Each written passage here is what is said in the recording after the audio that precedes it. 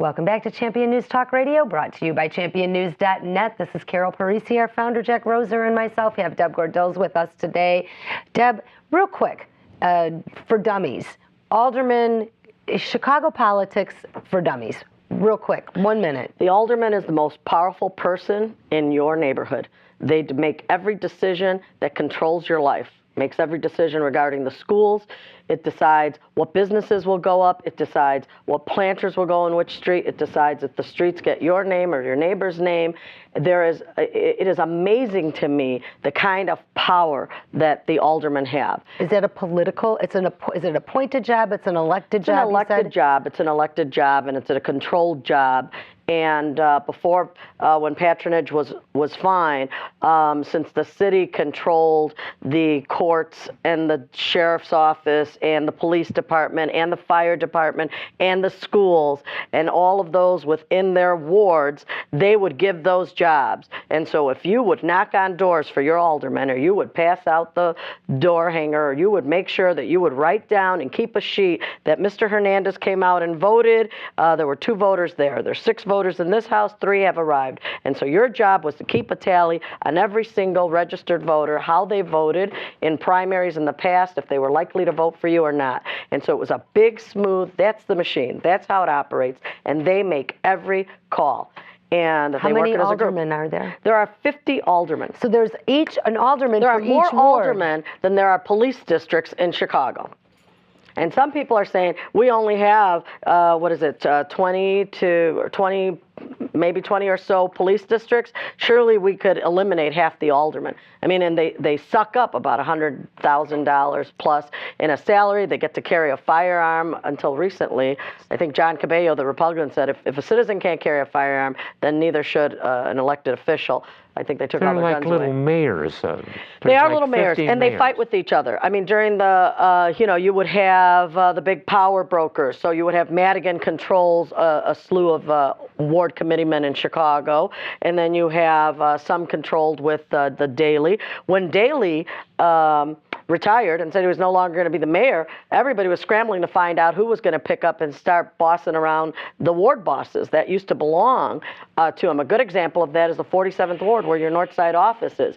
You had Schulter in there as a long time alderman. Schulter was in there, and before Schulter, it was Kelly, who ran all the park districts. After he left the alderman, he went to be head of all the Chicago park districts. Schulter was in there. As soon as Daley went by the wayside, that whole 47th Ward was out scrambling, and a newcomer came on board, said he was all about reform.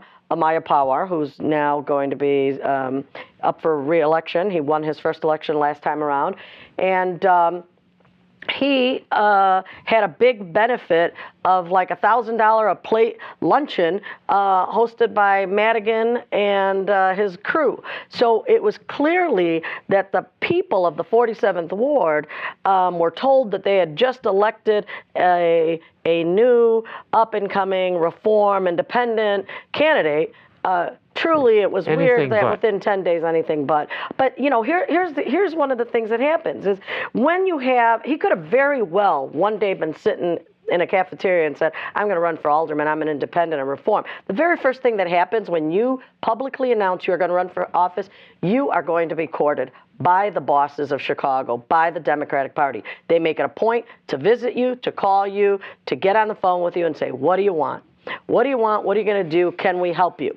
So you really, and before you know it, they're part of the team.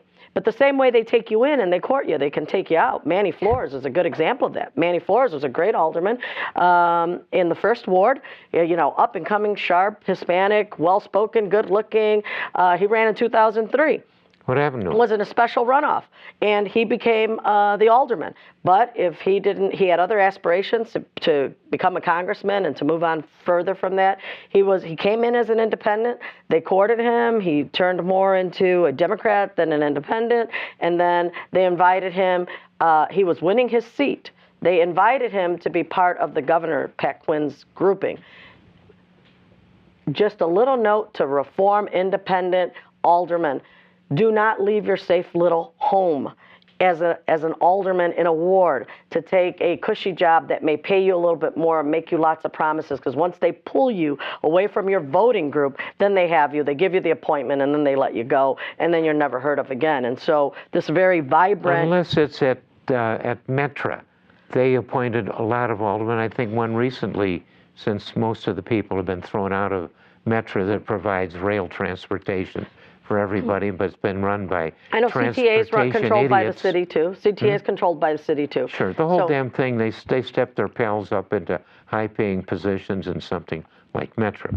But here's the thing. Now that the state's broke, there is no money. There is no money to entice people to go out and knock on doors and get you signatures and go out and get the vote. And so things are kind of iffy right now. And so that's a good place for Republican activity to flourish and to grow, because people feel they've been hoodwinked and they feel like they have. Let me pick up on what you just said, because I was going to ask you a question like that. You said hoodwinked.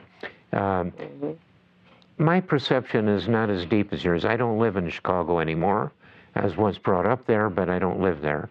But I seem to detect a feeling among Democrats that they don't exactly like being controlled and part of this machine that's running America.